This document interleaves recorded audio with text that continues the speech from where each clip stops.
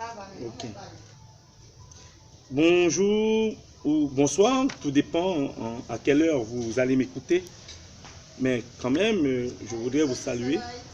Que je voudrais certainement vous entretenir du cours de psychologie que nous avons bel et bien commencé il y a 2 semaines. Et je vois qu'en Haïti, on ne peut pas se rencontrer le lundi, parce que le lundi et il y a toujours un mode de grève, car nous vivons dans un pays de crise économique, de crise sociétale, et de n'importe quelle autre crise. Mais aujourd'hui, justement, je me mets à vous entretenir sur un cours de la psychologie, plus particulièrement de la diversité de la psychologie. Alors, par-delà la diversité de ces objets, la psychologie se réfère à la démarche scientifique pour comprendre les comportements humains. Ça, il faut souligner, nous devons comprendre les comportements humains. Un cours de psychologie tient à faire comprendre les comportements humains. Il y a des liens étroits entre la pratique et la recherche. Mais puisque nous sommes dans un cours scolaire, donc nous allons tout simplement essayer de comprendre ce dont il est objet en psychologie. D'abord, le cours sera divisé en 3 grandes parties. Premièrement, nous allons parler des objets de la psychologie. 2, nous allons montrer que la psychologie est donc un domaine scientifique. 3, nous allons également montrer les divers domaines que l'on trouve dans la psychologie. D'abord, si je dois reprendre la définition que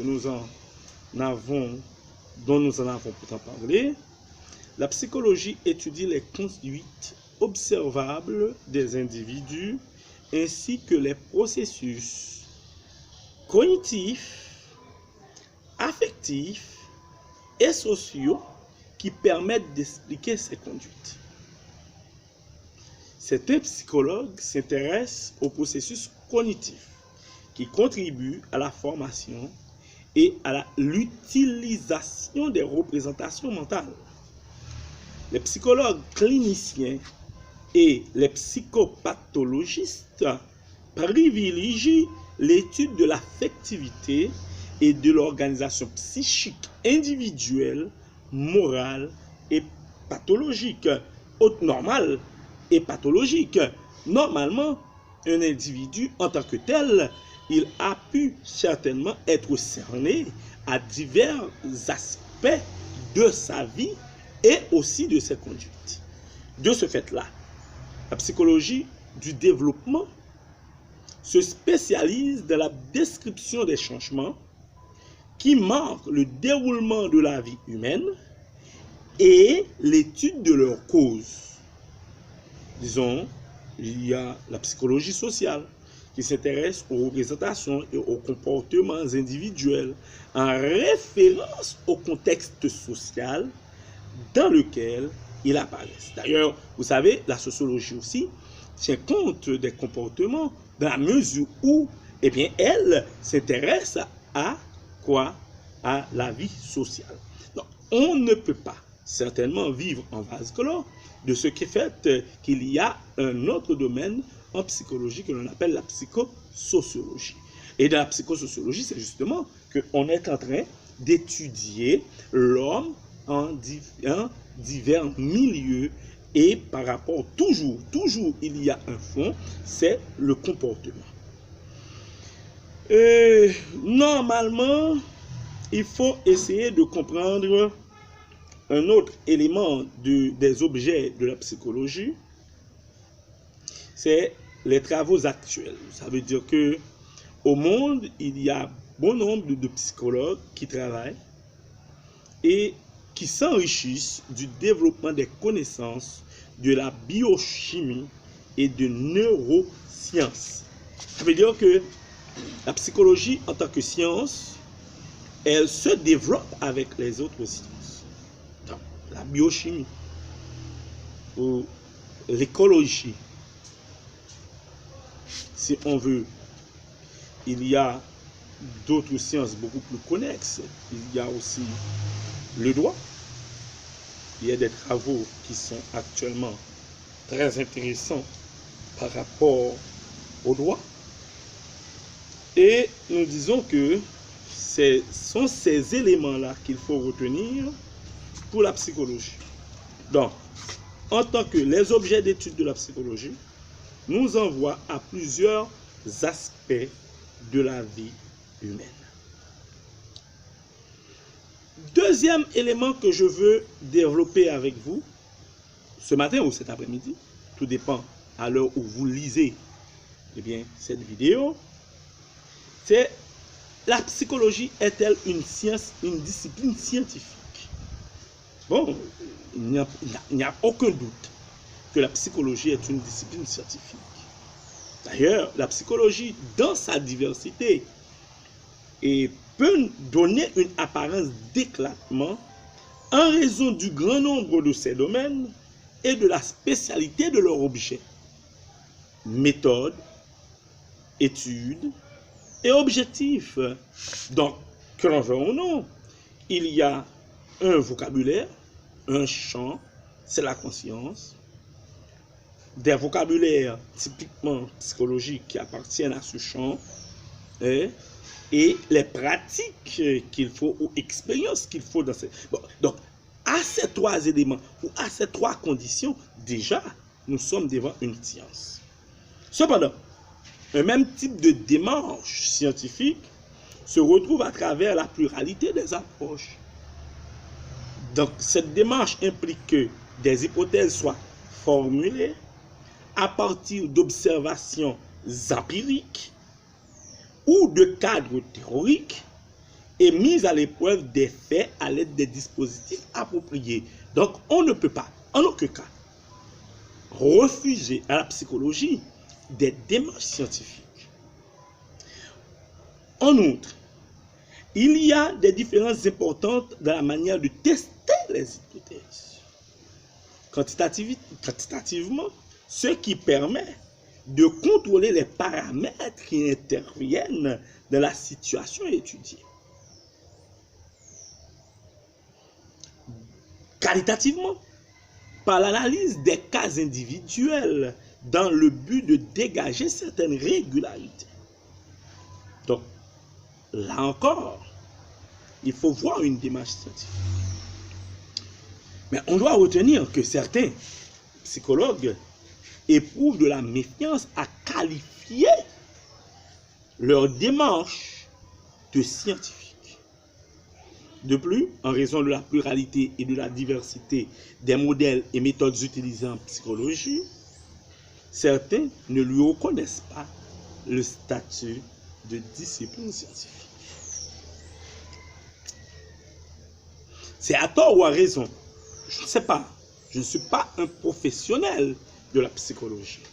Mais ce qui est important, c'est de regarder un domaine non seulement par rapport à son champ, ses vocabulaires, ses hypothèses, les pratiques, les expériences qu'on peut en faire, mais il faut aussi regarder ça dans la mesure où du point de vue de résultat. Quel résultat trouve-t-on en psychologie? Donc, quand on parle des psychologues, on pense le plus souvent aux praticiens engagés dans une activité d'intervention dans le domaine de la santé mentale, du travail ou de l'éducation. Certainement que, n'oubliez pas qu'il y a ce qu'on appelle la psychopédagogie. Donc, là encore, il y a une diversité. Là encore, il y a une diversité. Donc, le professeur en a besoin de la psychologie. L'avocat en a besoin de la psychologie. Et quel autre domaine qui n'en a pas besoin? Je ne sais pas. Mais il y a, en tout cas, la psychologie est donc un domaine très divers et qui rentre dans tous les autres domaines. Et c'est à cela que certains scientifiques refusent le statut de discipline. Mais pas la pratique. D'autres se consacrent à la recherche au sein d'organismes publics au sein d'organismes publics, par exemple dans les ONG. Par exemple, à l'université, il y a une chaire de psychologie. Donc, je crois que, en tant que tel, si on a une étude assez réglementée et organisée, eh bien, personne ne peut refuser à la psychologie le statut de science. Mais il y a aussi des interactions entre les chercheurs et les praticiens. Et ces réactions sont nécessaires. Pourquoi? Les praticiens ont des besoins de connaissances, de la recherche fondamentale pour justifier leur pratique. En retour, les situations qu'ils observent enrichissent et relancent, n'est-ce pas, celle-ci. Ça veut dire qu'il faut essayer de voir, eh bien, la question de pratique et de recherche en psychologie. Mais, en parlant de tout ça, en tant qu'élève S4, il faut rendre beaucoup plus adéquat, eh bien, un tel cours. Eh bien, comment peut-on reconnaître effectivement qu'il existe la psychologie, autant diverse qu'elle soit, pour essayer de saisir par soi-même ce que c'est la psychologie? Je crois que j'ai un ouvrage là qui est un peu très demandé. C'est donc un ouvrage assez important du point de vue de la psychologie, ce que je n'ai pas trouvé là tout auprès de moi, et je l'ai lu ce matin. Madame, pouvez-vous me rendre ce service? Allez chercher pour moi à la bibliothèque un ouvrage qui s'appelle Psychologie, c'est à la bibliothèque. S'il vous plaît, aidez-moi parce que je voudrais que mes enfants, mes élèves, puissent reconnaître effectivement ce que c'est la psychologie. Est-ce qu'on a besoin d'aller assez loin pour rencontrer la psychologie? Déjà, il y a une question que l'on pose dans un ouvrage qui s'est ainsi posée. Faut-il nier le monde pour découvrir sa conscience? Faut-il nier le monde pour découvrir sa conscience? Je n'y crois pas. Je ne suis pas moi de la même manière que cette feuille de papier qui est écrite, cette feuille de papier sur laquelle on fait des publications, si on peut voir La Passion du réel, un livre auquel nous sommes habitués, par exemple, c'est est-ce que entre moi et ces livres-là qui m'entourent, est-ce qu'il n'y a pas une différence? Oui, cette feuille de papier, ou peut-être ces livres-là, n'ont pas de conscience d'être ce qu'ils sont. Ils ne peuvent pas se dire qui sont-ils. Donc, en prenant conscience de moi, je me distingue de tout ce que je suis et de tout ce que je ne suis pas. Donc, je suis environné, je suis dans une nature. Si vous regardez à mon dos, il y a des feuilles qui balancent, qui se balancent, mais ils ne peuvent pas parler et nous dire ce qu'elles sont. Mais nous autres, l'homme, dans notre état, nous avons la possibilité justement de dire ce que c'est en nous et de ce qui est à l'extérieur de nous. Oui. Donc, il faut essayer de regarder avec Suna McMahon, eh bien, le psycho de poche, un ouvrage très redemandé, et que chaque jour, on peut lire une partie. Il y a un article dans ce livre que j'aime et qui pose peut-être le même problème que Descartes. Qui suis-je? Qui suis-je? Les arbres ne peuvent se demander qui sont-ils. Les éléments de la nature ne peuvent se demander qui sont-ils. Les objets faits par les hommes, qui sont des objets scientifiques, ne peuvent nous dire ce qu'ils sont. Mais les hommes ont une double tendance, il y a un va-et-vient dans l'homme. L'homme peut dire ce qu'il est, tant à l'intérieur qu'à l'extérieur. Il y a même des choses qu'il ne peut même pas ressentir tant qu'il n'y a pas un spécialiste qui le révèle. Donc, il faut essayer de comprendre ce que nous allons dire qu'à partir de la négation du monde extérieur qui constitue ce que nous appelons véritablement la conscience, thème générique de la psychologie. Des états intérieurs. Des états intérieurs. Avant d'être un objet d'étude pour la biologie ou les sciences humaines, l'homme est une personne qui imagine, sent, souffre, jouit, qui a des intentions, des projets, qui se vit comme un objet autonome et responsable. Et parfois, dépendant. Quand il y a des influences, certainement. Et je ne peux spontanément soit prêter attention à ce qui m'entoure, soit me concentrer sur mes propres pensées ou sentiments, comme s'il y avait deux domaines qui coexistent. Je suis là, pensée tournée sur le monde, et en même temps, je sais que je suis là, pensée tournée, retournée sur moi-même. Et c'est la réflexion. La réflexion. L'autre était l'analyse. Ça, c'est la réflexion. La réflexion. Réflexion comme une image, comme un reflet de lumière qui tourne sur lui-même. Une réflexion. On peut aller vers la réflexion. Ça veut dire que tourner sur soi. En mathématiques, on parle de doubler. Comme quoi, le couple AA, c'est une réflexion.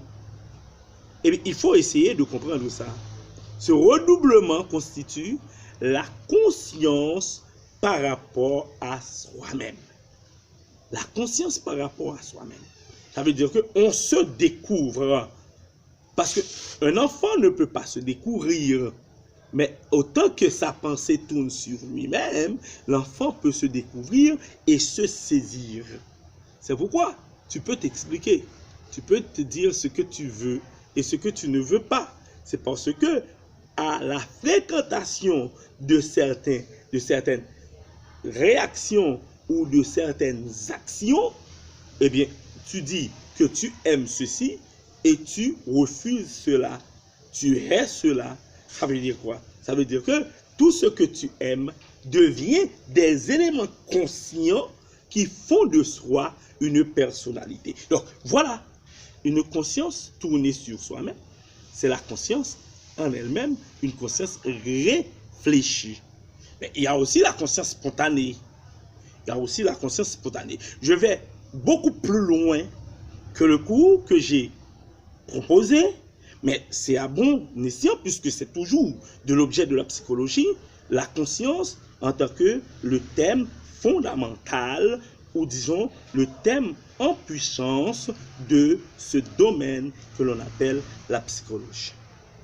Ce qu'il faut aussi saisir, on ne peut pas parler de sujet que s'il y a la persistance sous-jacente de fonds qui demeurent identiques, malgré les accidents qui peuvent affecter la chose. Or, ce qui subsiste chez l'homme, c'est la conscience comme pur pouvoir de penser. Donc, quand par exemple, j'ai essayé de voir en image ce que je dois faire ou ce que je me propose de faire, je peux parler à ce moment-là de quoi? Je peux parler à ce moment d'une certaine conscience. Et cette conscience peut me permettre de réaliser dans ma vie exactement ce que j'ai projeté en tant que pure pensée. Et ça, c'est un objet de la psychologie. Comme dit James, on n'est que le reflet de sa pensée. Donc, qu'est-ce qui me permet de construire ma pensée? C'est l'état intérieur. Les choses ne me sont jamais données en personne. Il faut distinguer en elles l'être et l'apparence. Je peux me tromper à leur sujet et la réalité du monde est extérieure à ma pensée. C'est vrai. C'est extérieur à ma pensée, tout ayant rapport sur ma pensée. Et tout ayant aussi une influence sur ma pensée. C'est Husserl qui a dit, toute conscience est conscience de quelque chose. Ça veut dire que ma conduite, mon comportement, mes actions, mes réactions sont dépendantes d'une action déjà commise. C'est qu'il y a déjà un élément qui me peut faire réagir. C'est comme sur l'île déserte, il y a Robinson et les objets qui frappent les cieux et ceux qui l'entourent. Robinson Crusoe, il a conscience qu'il est dans une île déserte avec ses éléments et les éléments qui l'entourent, qui lui donnent quoi? Qui lui donnent une limite. Et il a pu observer ses limites par rapport aux objets. Toute conscience, nous dit Husserl, est conscience de quelque chose. Donc nous devons distinguer entre ma pensée et l'extérieur, moi intérieur et l'extérieur.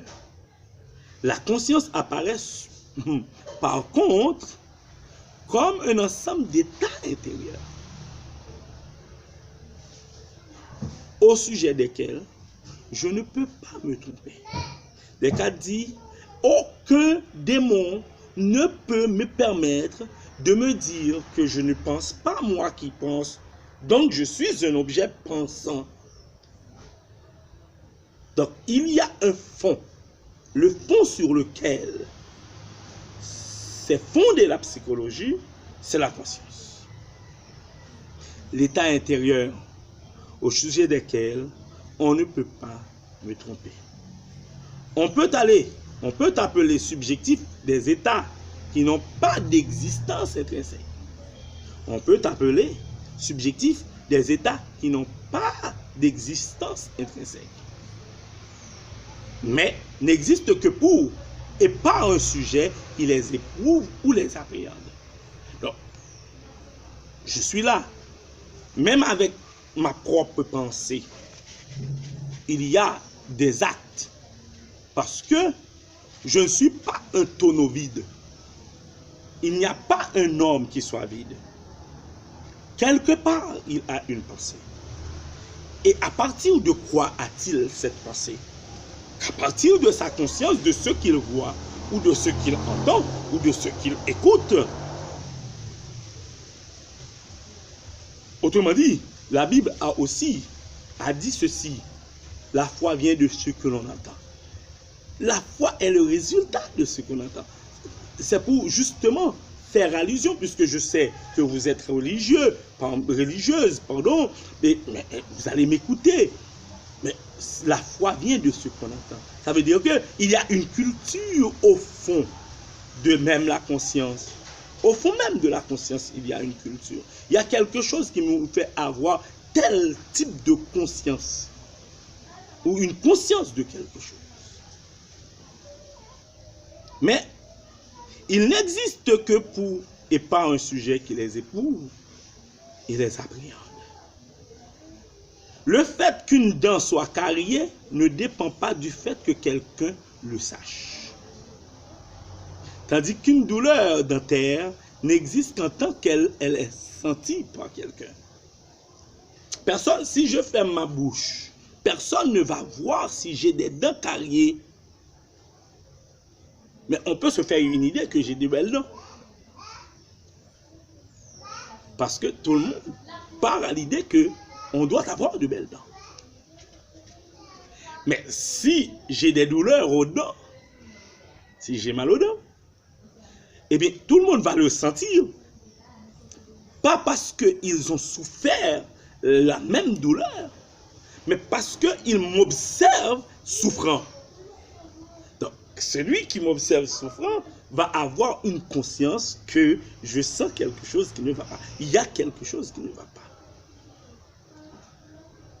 La conscience serait l'ensemble de ces états qui ne sont accessibles que par la personne qui les découvre. La première méthode, la méthode, disons, introspective, méthode de la psychologie, méthode de fait de la psychologie, dans la mesure où c'est seule la personne qui souffre peut véritablement vous dire à quel degré est la douleur.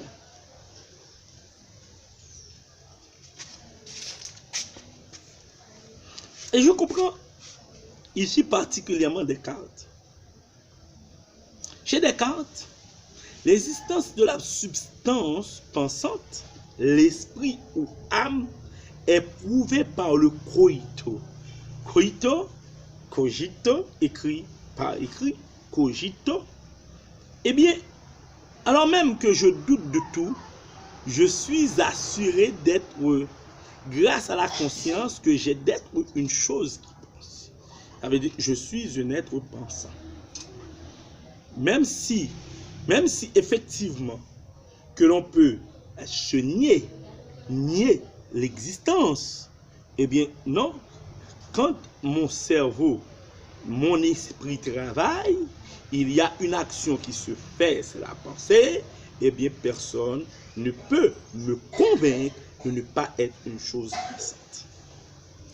Ainsi, si tout être extérieur à moi vacille, disparaît, il n'en reste pas moins un îlot de conscience, présence intérieure et ultime de l'être, où la conscience qui dit je est coexistensive au doute, eh bien, je doute, le je doute fait l'existence d'une conscience.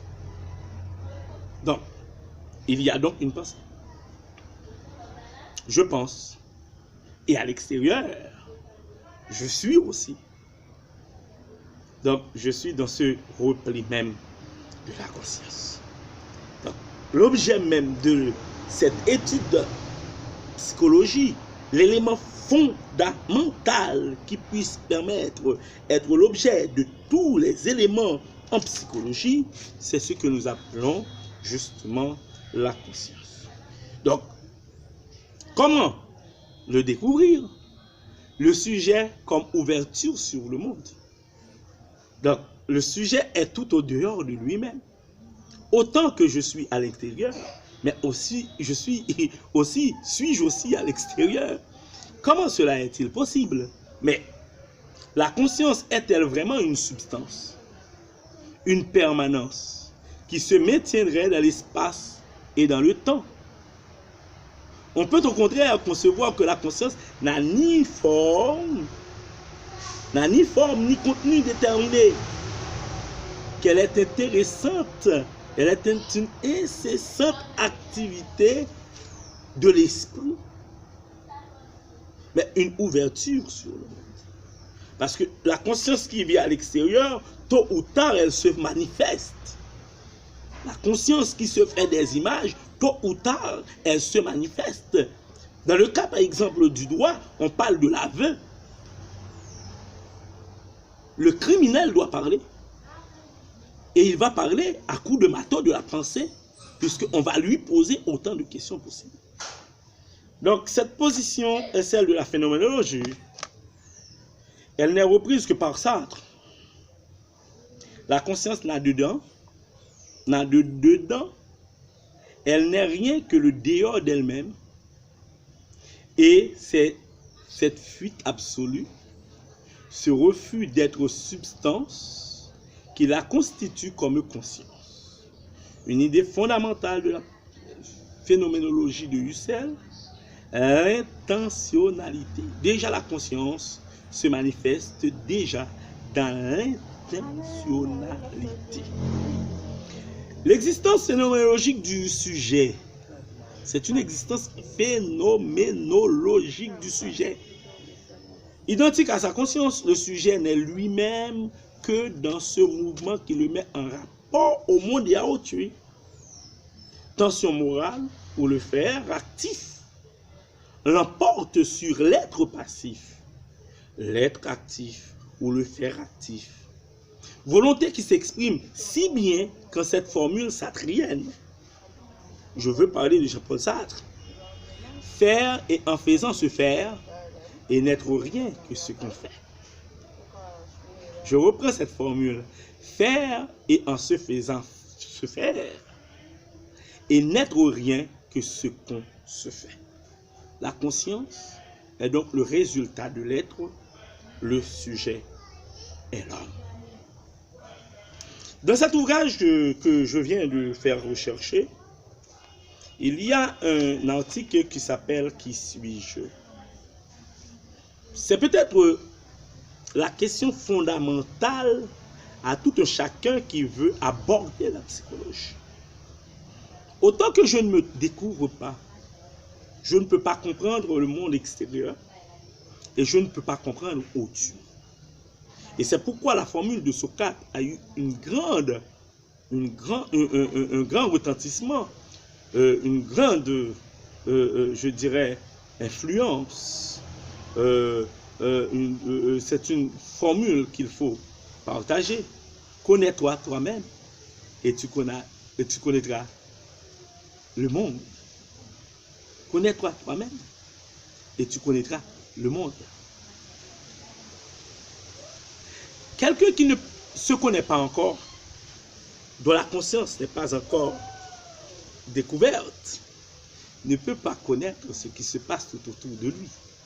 Ne peut pas aussi comprendre l'être qui l'environne. Donc, il faut essayer de comprendre qu'à partir du doute, on peut se réveiller, qu'à partir du doute, on peut se comprendre, qu'à partir du doute, on peut aussi aller à la recherche du fond perdu pour retrouver, pour mener une nouvelle vie. Donc, qui suis-je? C'est la question fondamentale de toute notre existence.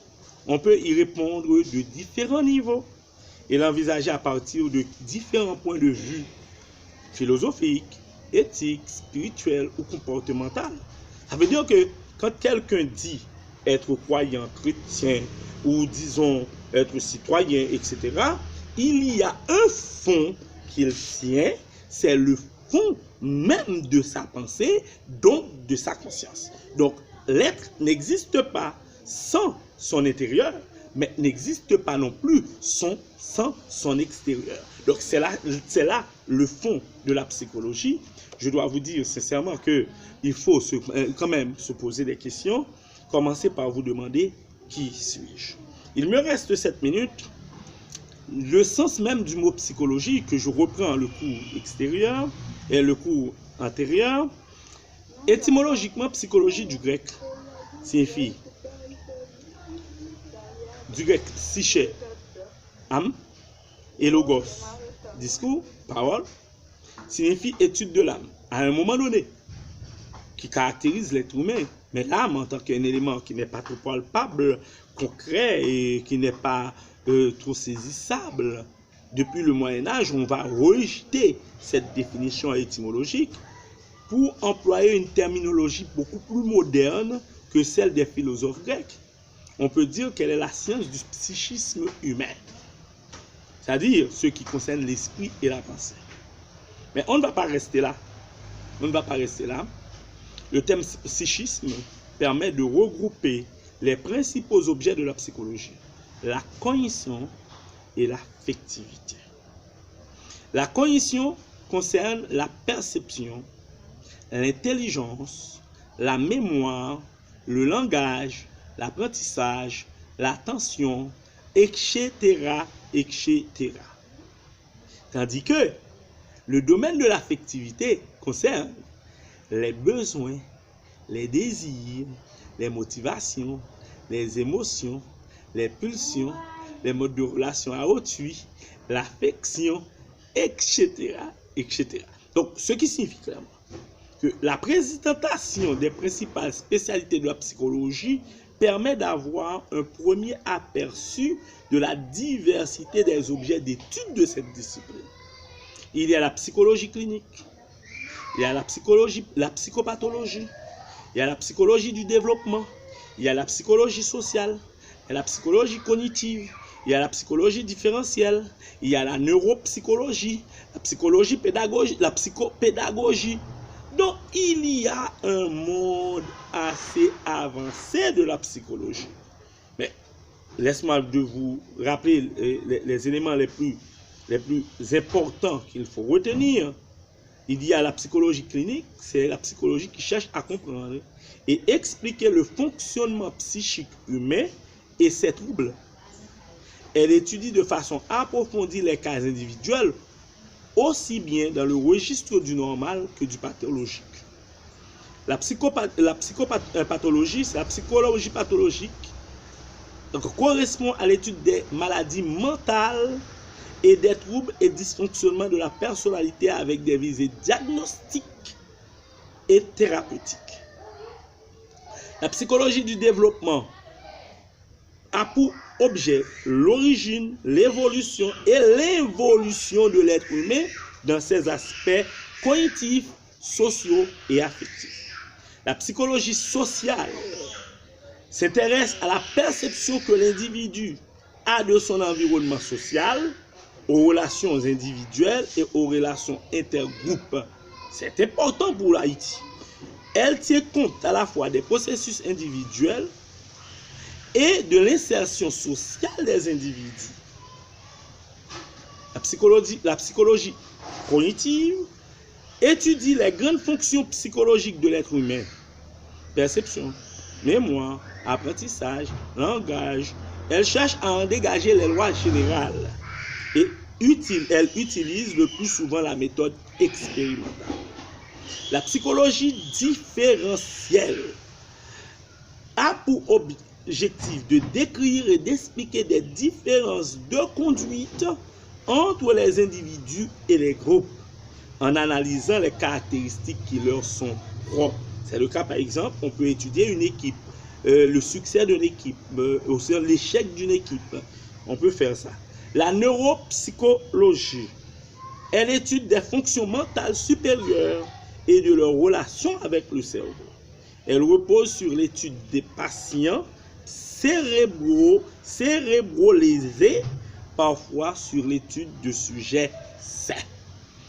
Enfin, c'est le cours que je vous apporte aujourd'hui, qui est basé justement sur 3 éléments fondamentaux: l'objet de la psychologie, ou les objets d'étude de la psychologie, dont un élément identifié qui est la conscience, et c'est elle, la conscience, qui est à la base, qui est le thème fondamental, qui est le thème générique, n'est-ce pas, de cette science.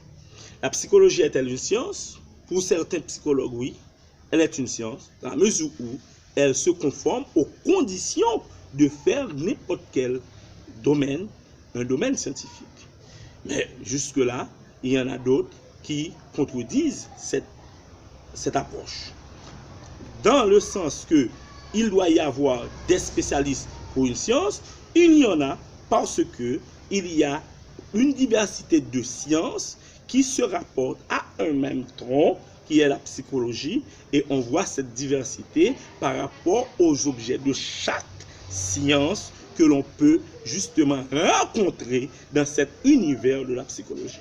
Mais avant de m'en aller, je dois vous dire qu'il y en a une autre science qui est le prolongement de la psychologie, qui s'appelle de Freud, c'est la psychanalyse. Mais nous ne sommes pas encore arrivés là. On va justement s'arrêter aux définitions et aux objets et à la variété et à la diversité des domaines de la psychologie. Merci d'avoir suivi ce cours et que je vais, dans les heures à venir, vous apporter le cours de la méthodologie.